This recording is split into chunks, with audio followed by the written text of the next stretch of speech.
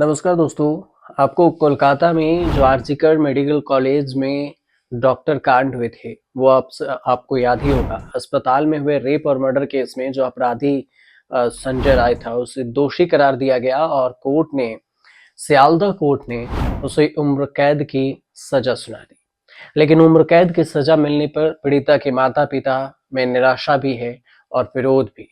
साथ में ममता बनर्जी ने भी इससे असंतोष व्यक्त की है और आगे की जो रणनीति है उस पर काम करने की बात कही है।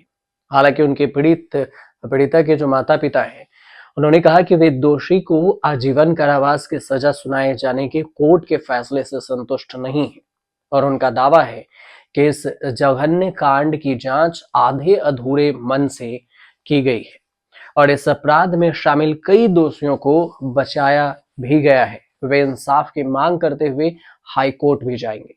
हालांकि पहले भी ऐसा ही कयास लगाया जा रहा था, क्योंकि जो धारा लगाया गया है उसमें 2-3 ऑप्शन ही बन रहे थे, या तो उम्र कैद होगी या फिर 20 साल की सजा हो सकती है। लेकिन फांसी की सजा की तो कोई बात वहां पर नहीं उठ रही थी और जब सियालदह कोर्ट ने किया तो भी ऑप्शन है, वो जा सकते हैं हाई कोर्ट और फिर सुप्रीम कोर्ट और इस पर विवाद भी होगा। लेकिन पीड़िता की मां का कहना है कि ये rarest of the rare case क्यों नहीं है। पीड़िता की मां ने कहा कि हम स्तब्ध हैं कि यह दुर्लभता से भी दुर्लभतम मामला कैसे नहीं है। अब इस बात का जिक्र इसलिए भी हो रहा है क्योंकि आपको एक लाइन में ये भी बता दें कि rarest of the rare case में अक्सर जो मुजरिम होते हैं, जो दोषी होते हैं, उन्हें फांसी की सजा होती है, लेकिन कोर्ट ने रेयरेस्ट ऑफ द रेयर इस केस को नहीं माना है और फिर इसमें इसी वजह से उसे उम्र कैद की सजा दी गई। ड्यूटी पर जो मौजूद थी एक डॉक्टर, 31 साल की ट्रेनी डॉक्टर, आरजिकर मेडिकल कॉलेज में उनके रेप हुए, उनके हत्या कर दी गई उसके बाद। और उसकी माँ का कहना है कि इस जो कोर्ट ने जो फैसला दिया उससे हम बिल्कुल निराश हैं। अपराध के पीछे एक बड़ी साजिश है।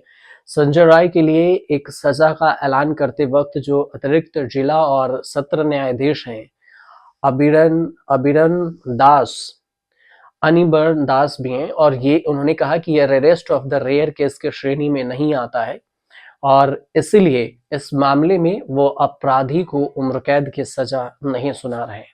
पीड़िता के पिता ने भी बयान दिया। उन्होंने कहा कि वे तब तक अपनी लड़ाई जारी रखेंगे जब तक कि अन्य सभी दोषियों को सजा नहीं मिल जाती और इसके साथ ही पीड़िता के माता पिता ने मुआवजे देने लेने से भी इनकार कर दिया। कोर्ट ने अपने फैसले में राज्य सरकार को 17 लाख रुपए मुआवजा देने का निर्देश दिया था। जज ने कहा कि पीड़िता की मौत अस्पताल में ड्यूटी के दौरान हुई और वो उसका कार्यस्थल था। उसके परिवार को मुआवजा मिलना चाहिए, जो कि राज्य की जिम्मेदारी है। इससे पहले ही आप देखिए तो 2 दिन पहले 18 जनवरी को संजय राय को भारतीय न्याय संहिता बीएनएस की धारा 64, 66 और 103 ए के तहत दोषी ठहराया गया था और इसके 2 दिन बाद अब 20 तारीख को देखें तो कोर्ट ने फैसला सुनाया उम्र कैद की। पीड़िता की मां ने कहा था कि वो अभी भी अन्य अपराधियों की गिरफ्तारी और सजा का इंतजार कर रही हैं।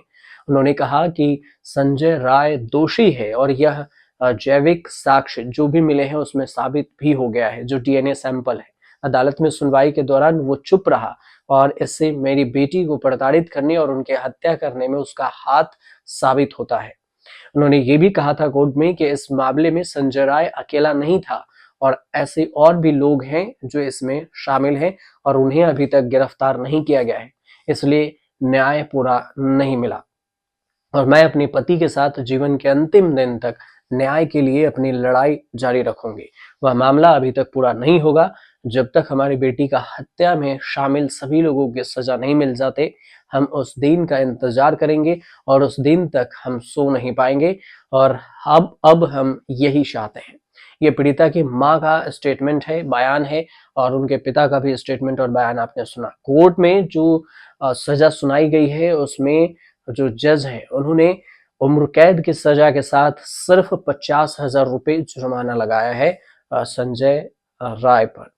तो देखा जाए तो इसको लेकर भी विवाद है। उधर ममता बनर्जी ने भी इस सजा से असंतोष व्यक्त की है, जो पश्चिम बंगाल के सीएम हैं, और इसको लेकर आगे हाई कोर्ट भी जाने की बात कही है। अब देखना ये होगा कि फिलहाल सियालदह कोर्ट ने जो उम्र कैद की सजा सुनाई है, उस पर हाई कोर्ट में जब ये मामला पहुंचता है तो हाई कोर्ट इस पर क्या कुछ फैसला अलग से सुनाता है या फिर इसी फैसला को बरकरार रखता है। फिलहाल अगर कोई अपडेट आएगा तो हम आपको जरूर बताएंगे, और आपको जानकारी अगर पहुंच रही हो सही तो चैनल को सब्सक्राइब कीजिएगा, शेयर कीजिएगा और कमेंट कीजिएगा।